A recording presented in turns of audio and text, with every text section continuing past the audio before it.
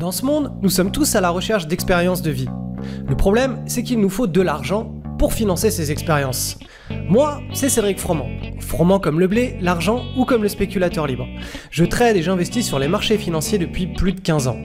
Dans ce podcast, qui est souvent adapté d'une vidéo de ma chaîne YouTube, vous découvrirez les comportements qui font que les riches sont riches. Dans le Trader Mindset de cette semaine, on va parler de l'homme invisible, du vrai prix des choses et de bien plus encore. Alors, on va commencer par une question. Me suis-je fait arnaquer ? Je vous explique. Ces derniers mois, mon intérêt pour différents sujets m'a amené à investir dans pas mal de formations sur Internet.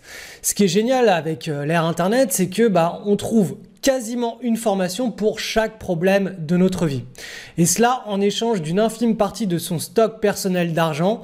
Je veux dire, à l'échelle d'une vie, tout l'argent que l'on aura gagné, si vous regardez ce que vous coûte une formation, c'est vraiment une petite goutte d'eau dans l'océan. Et cette petite goutte d'eau a le pouvoir de changer littéralement son quotidien, sa vision du monde et donc possiblement sa vie. Par exemple, cette semaine, j'ai investi dans un programme sur 4 mois pour réussir à maîtriser mon corps en 3D avec des anneaux de gymnastique. Je ne sais pas si vous voyez ce que c'est, mais c'est un truc qui est pas très facile à maîtriser.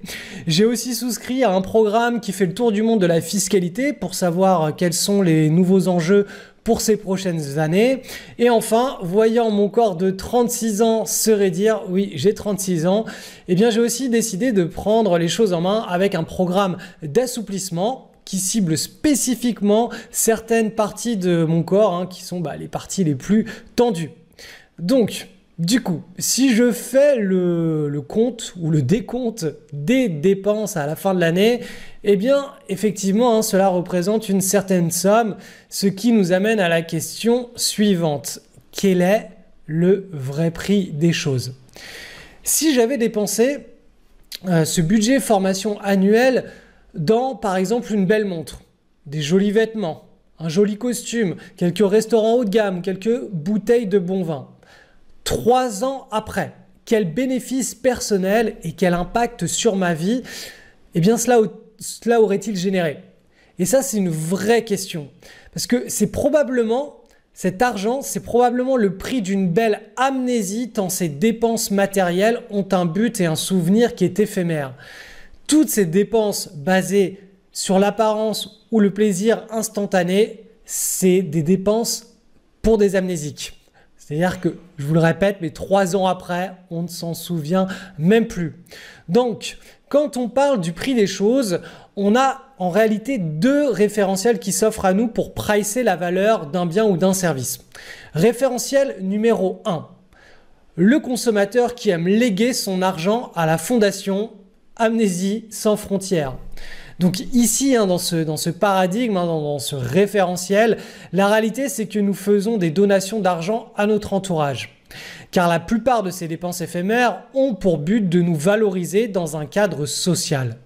Donc du coup, qu'est-ce qui se passe ? Eh bien, on dépense notre argent avec l'objectif implicite que les autres vont nous percevoir plus haut dans leur référentiel de valeur. Donc du coup, qu'est-ce qui se passe ? On dépense pour les autres. C'est pour cela que dans ce référentiel de consommation, dans ce référentiel numéro 1 qui va pricer les valeurs, indirectement, on lègue son argent directement à son entourage et la plupart du temps, ce sont des choses superficielles, des montres, des belles choses qui 3 ans après, on ne se souvient plus. Donc, c'est littéralement une donation pour la fondation Amnésie sans frontières. Référentiel numéro 2. Donc le deuxième sur 2, celui du producteur de valeur qui investit en lui, mais pour léguer un édifice. Donc là, on entre dans un paradigme qui est totalement à l'opposé. Dans ce référentiel, les choses qui ont de la valeur sont celles qui vont nous changer à travers le temps et du coup, par rayonnement, changer notre entourage. On décide de faire confiance à son soi du futur. En fait, on parie sur lui, sur notre soi du futur. Et pour illustrer les enjeux de ce référentiel, imaginez que tout l'argent du monde soit redistribué à parts égales dans les poches de tous les êtres humains de cette planète. Et revenez dans 7 ans. Où pensez-vous que l'argent sera passé ? Eh bien, si on prend en compte ce référentiel numéro 1 et numéro 2, eh bien, la conclusion, c'est qu'il sera sorti des poches de tous ceux qui vivent dans le référentiel numéro 1, c'est-à-dire les consommateurs, et cet argent sera rentré à nouveau dans les poches de ceux qui vivent dans le référentiel de vie numéro 2, à savoir les producteurs de valeur. Ce qui nous amène au fameux syndrome du pauvre par rapport au syndrome du riche. Le syndrome du pauvre, eh bien, c'est de vider systématiquement son portefeuille pour être vêtu comme un prince. Alors que le syndrome du riche, c'est de vider systématiquement lui aussi son portefeuille, mais pour se bâtir un palais de prince. Et du coup, la différence, c'est que sur le long terme, le pauvre reste systématiquement les poches vides, tandis que le riche, lui, voit son palais eh bien, avancer, se construire brique après brique. Donc au final, la valeur des actifs du pauvre reste autour de zéro, alors que celui du riche eh bien, se bâtit année après année. Donc pour répondre à la question initiale de ce trader mindset, qui était quand même « me suis-je fait arnaquer en achetant ces formations sur Internet ?» Eh bien, il y a deux réponses à ça. Il y a celle de l'homme pauvre qui, à cause de son référentiel de valeur, eh bien, me rira au nez en m'appelant pigeon, tout simplement. Et puis, il y a le référentiel de l'homme riche qui me regardera droit dans les yeux en me disant d'un ton déterminé et incisif, avec cette vision, tu bâtis ton avenir et celui de tes enfants. Donc pourquoi il faut dépenser comme l'homme invisible ?